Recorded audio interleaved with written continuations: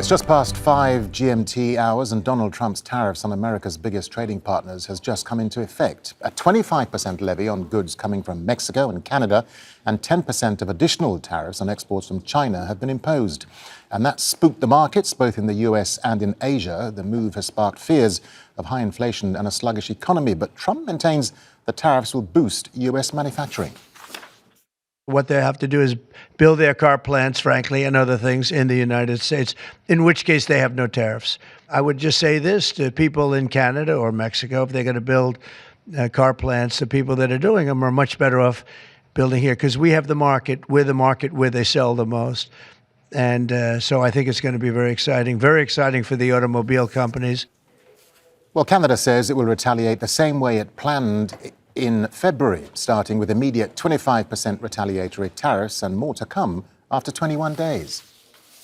And China has vowed to hit back against US tariffs, which now adds up to 20% since Trump came into office, but says it's still willing to resolve concerns through dialogue. Beijing has accused Washington of being a bully and that the Trump administration is trying to shift the blame on fentanyl as an excuse to impose tariffs. The additional taxes come on the day China's People's Congress kicks off, with Premier Cheng expected to announce the economic growth target for the year. Well, we're live at the world's largest wholesale market in China's Yiwu city. Also, we'll get the view from Mexico City and the Canadian capital, Ottawa. First, let's speak to Heidi-Zhou Castro. She joins us live from Washington, D.C. Heidi, so there was a lot of suspense about these tariffs, but those levies have now come into effect. What is Trump trying to achieve here, Heidi? Yeah, absolutely. At the stroke of midnight, which is passed here in the United States, these tariffs went into effect. The Customs and Border Enforcement sent out the notices to Mexico and to Canada along the border, saying that now all goods crossing through those land borders, as well as coming in from China, as well as anything that's already in the United States but not yet cleared customs, they will have these tariffs now imposed. And in this notification, it cites the legal rationale, declaring that the national emergency that Trump declared during his first day in office is really what paved the way to this, in which he argued that there was a failure of Mexico and Canada to secure those borders, allowing migrants and drugs to come into the U.S. And in fact, it says that despite this 1 month-long reprieve since when he first threatened these tariffs, he says that Mexico had a failure to act to control the flow of fentanyl, contrary to the actual numbers, which have seen a marked decrease. But nowhere in this legal rationale is mention of what Trump just said earlier in the day, in which he says that the only way to stave off these tariffs would be for Mexico or Canada to move their manufacturing into the U.S., which is what long has been suspected to be one of the deeper reasons that he's going forward with this. But certainly he is, and despite figures showing that, in fact, manufacturing in the U.S. activity has gone down in the month of February since these threats were waged, and certainly a lot of worry among U.S. consumers that now inflation will further rise. All right, Heidi, thank you for that. Let's cross over to Canada's capital, Ottawa. Al Jazeera's Shihab Rattansi standing by there. Shihab, so Trump says, look, there's now no room left for Canada and Mexico. So how are tariffs going down there in Canada where you are? Well, there was disbelief from the government. They thought they were making progress in talks on Monday. There were people talking in Washington about strengthening the border and stopping fentanyl. They thought that things were going well. It seems like the government was shocked by this. Amongst the people, I mean, and I've been watching a lot of media here, there is a realization of just how serious this is. 75% of Canada's exports go to the US. The projections that we're seeing now of potentially 10% unemployment, huge inflation because of the retaliatory tariffs that you just mentioned, those will increase prices here. Potential for a recession, manufacturing plants closing. Everyone's very aware of this. It depends on how long these tariffs will be in place. But here's a selection of voices. Every day we see over 3,000 people in here, and currently all 3,000 of those people's jobs are up in the air and left at the fate of Donald Trump and his tariffs.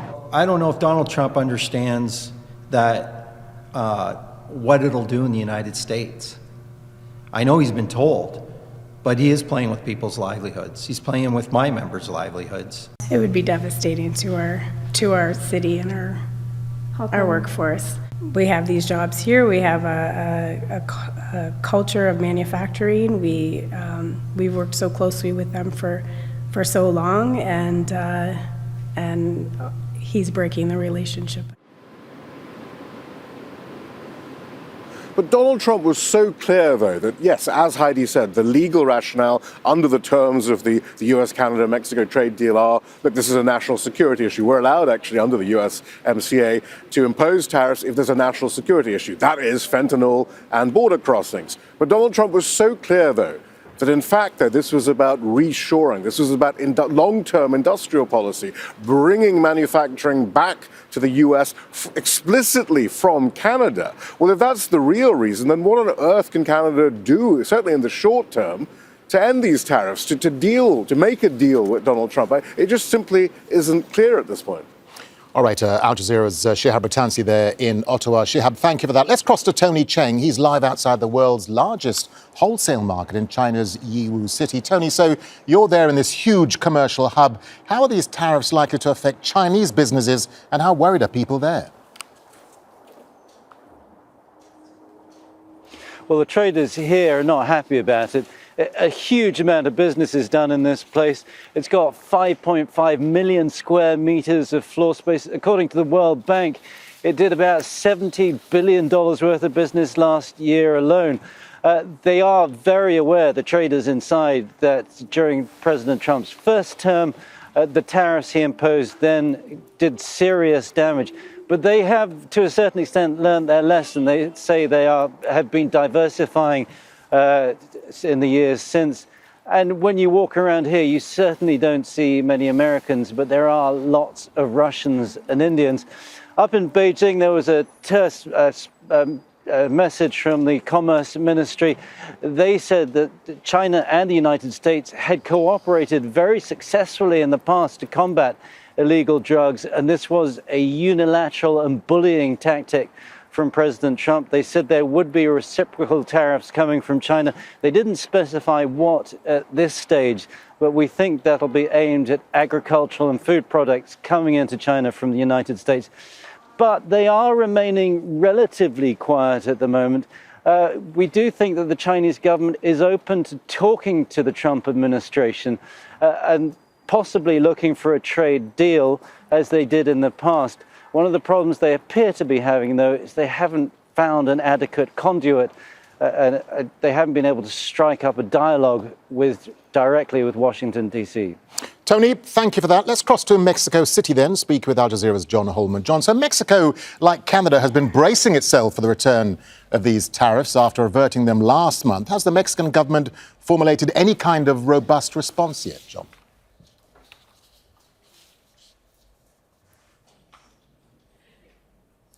Well, senior diplomats in Mexico and senior officials, including the Mexican foreign minister, were seen going into the National Palace. That's where Claudia Sheinbaum, the Mexican president, lives and works, just earlier on this evening. And the strong suspicion is that that was an emergency meeting to deal with tariffs. We're not going to hear anything from President Sheinbaum until tomorrow morning in her morning press conference. The economy ministry has already told us that. And that's where she's expected to lay out the plan to deal with this. She said that she's got plan B, C and D.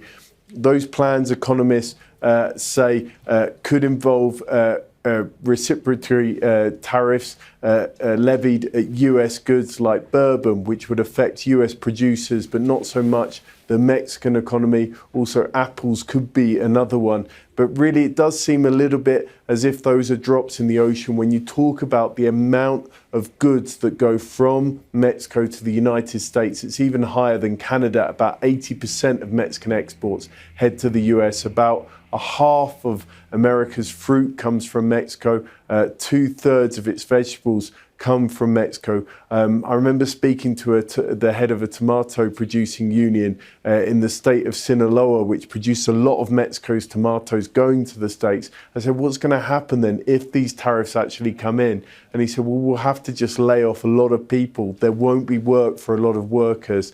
And I think across the board in Mexico, that's probably the reality that this country is looking at. It's so dependent on that trade with the US. So many jobs and industries rely on it, from car making to beer to fruits and berries. There are even furniture. There's so many things here in this country that are going to suffer as a result of this. The government is obviously going to do what it can, and so far business leaders have said that they will show solidarity with the country's government, with the country's president, Claudia Sheinbaum, in trying to come to terms with this. But whatever plan they come up with, it's going to have to be quite a special one to balance the impact that these tariffs will make.